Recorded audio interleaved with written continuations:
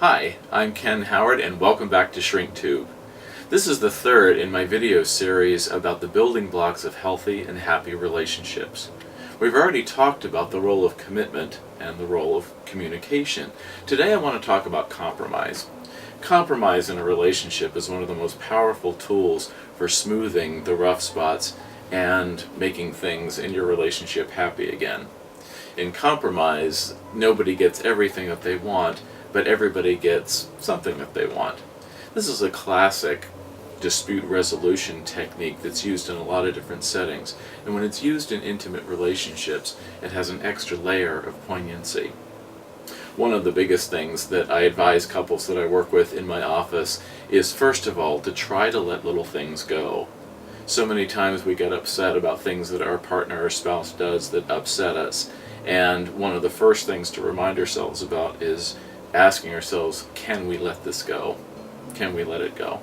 If we can, it's best to. We may feel that we're absolutely right about something and that our partner was absolutely wrong, but if it's a little thing, it's probably not worth fighting about.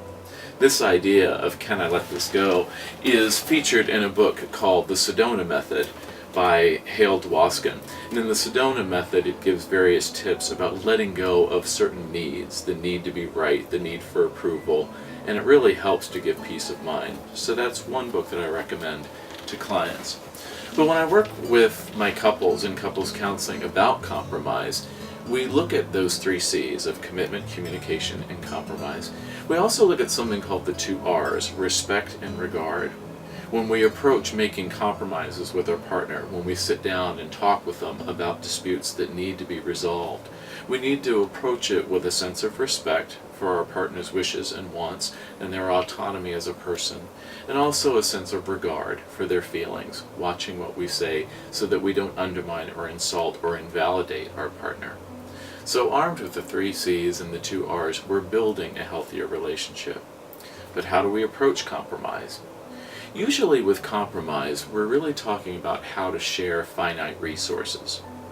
I always talk about the 3 resources of your time, your energy, and your money. Now this is true for an individual, where a person might spend their resources of time, energy, and money according to their values, priorities, and goals. In a relationship, it's the same thing.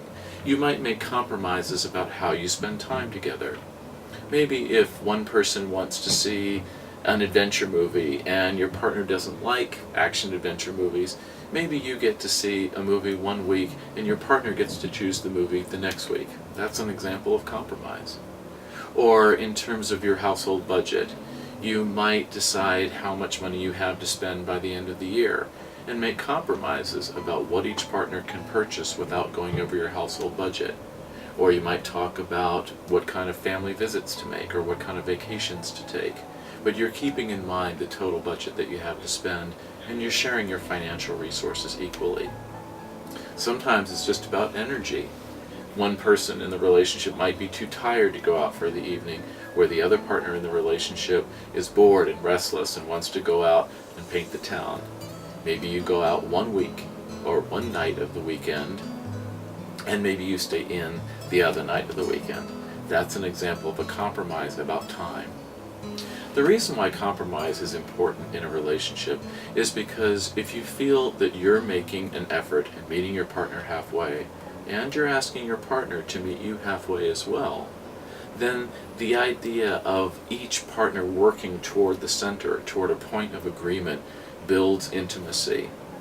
Knowing that your partner has your regard in mind and is working to change their behavior a little bit helps to know that they're making an investment in the relationship, and you're making an investment in the relationship as well.